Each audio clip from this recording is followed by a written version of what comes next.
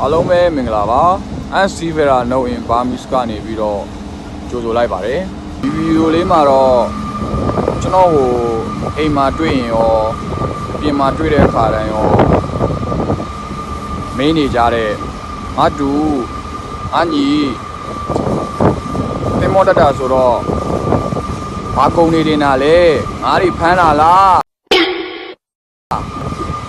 ငါးတွေတင်တာလားဆိုတဲ့ဦးတော်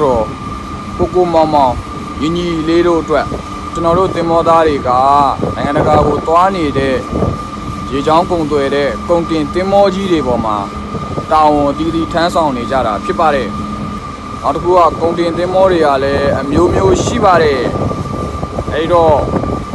example နဲ့ဆိုရင်ဘက်ဂီရီယာကျွန်တော်တို့အမုန်းတင်တဲ့တင်မောတွေရှိမယ်တန်ကာဖြစ်တဲ့စီတင်တင်မောတွေရှိမယ်နောက်တစ်ခုကွန်တိန်နာတင်တဲ့ကွန်တိန်နာသင်္ဘောတွေရှိပါမယ်အဲ့ဒီပေါ်ဒီမှာကျွန်တော်တို့တွေတာဝန်တည်တည်ထမ်းဆောင်ပါတယ်ကျွန်တော်ဆိုရင်အခုလောလောဆယ်ဘက်ဂီရီယာပေါ်မှာတာဝန်ထမ်းဆောင်နေပါတယ်အဲ့တော့ကျွန်တော်သင်္ဘောကအမုံတွေတင်ပါတယ်ဘာအမုံလဲမေးခဲ့ရင်တော့ကျွန်တော်ကိုယ်တိုင်လည်းမသိပါဘူး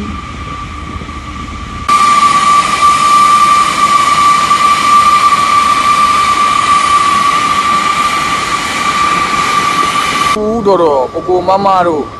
ထင်နေတဲ့အားတွေဖမ်းတာမျိုးတွေဟုတ်မနေပါဘူးဆိုတော့ခုနအမုံတွေကိုဘာအမုံတွေလဲလို့တော့ထပ်ပြီးတော့မမေးပါနဲ့ကျွန်တော်ကိုယ်တိုင်လည်းမသိပါဘူးတေချာတခုကတော့လူကြီးမင်းတို့ထင်နေတဲ့ငါးတွေမဟုတ်တာတော့ကျင်းသေးပါတယ်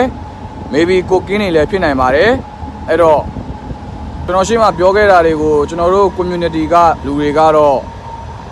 ဘာမှရှင်းပြစရာမလိုပါဘူးအိမ်ပြန်ရောက်တဲ့အခါလမ်းထိပ်လက်ဖေးဆိုင်မှာတွေ့တဲ့သူမျိုးတွေမေးလွန်းလို့ကျွန်တော်ဗီဒီယိုနဲ့တကွရှင်းပြလိုက်ရခြင်းဖြစ်ပါတယ်ဆိုတော့အားလုံးကိုကျေးဇူးတင်ပါတယ်